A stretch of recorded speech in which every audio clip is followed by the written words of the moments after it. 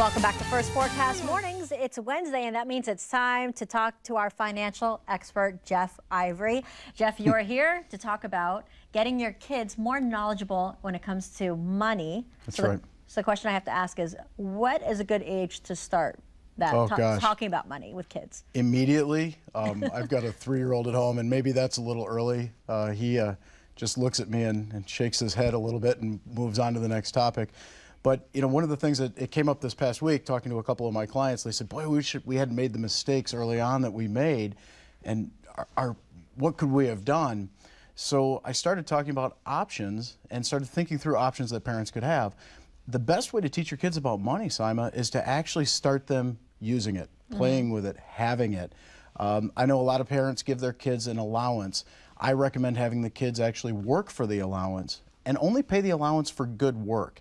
I know that when I ask my 3-year-old to put his toys away, I don't always get what I would normally be paying for. So I do think that having kids have an allowance, you know, allows them to have some money, allows them to start to feel how you earn it. It's a good starting point. I would say 5, 6, right around kindergarten is a good time to start picking certain chores outside the norm that they would be able to do. And what do you consider norm versus outside of the norm? Every family's different, right? Hopefully in my house, that means by 5, my son's cleaning all the bathrooms. I don't know that that's actually going to work well.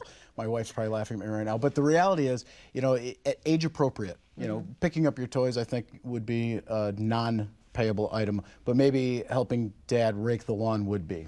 Items like that at earlier ages. And then obviously as they get older, even into teenage years, serious chores can be added to the list. And when it comes to chores, do you want to have a clear outline as to what that money can be used for once they get paid for those chores? You know, that's interesting. This is a double-edged sword. On the one hand, you always want to help teach your kids, give them guidance. But the way they're going to learn about money is if they choose how it's spent. So what I would do is I would set up front some guidelines on how are you know, what items do you have to purchase yourself? Candy, presents for other kids for birthday parties, gasoline for the car. Set that up ahead of time so there's no miscommunication. That way they can choose what to do with their own money. And so what about for the bigger items, the bigger ticket? They want an iPod, they want the iPad, they need to save up for that. 2 piggy banks right out of the gate when you get this started.